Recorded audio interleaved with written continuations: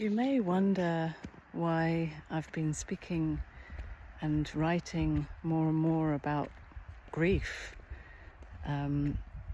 especially because I'm usually speaking about non-duality, truth, satsang, self-inquiry, this kind of thing. And it's not that I have decided to throw that all out and just speak about grief.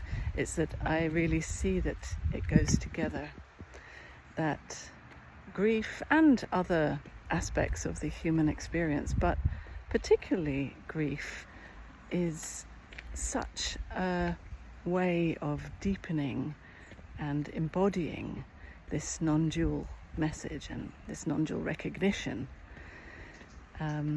Because when we recognize that there is no separate me living this life, then this is the freedom to feel it all. This is the freedom to grieve, to feel heartbreak. And I know it doesn't sound like, a great freedom, but it's the freedom to love, actually, to fully feel everything without exception. And this is what life is all about. And in our modern society, we so often keep grief behind closed doors.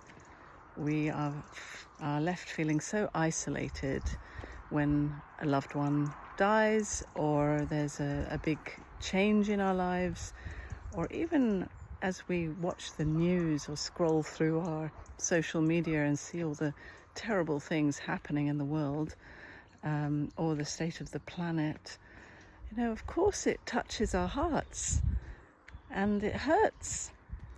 But the only outlet for that is some kind of protest or intellectual expression, or perhaps in a funeral we're allowed to cry a bit.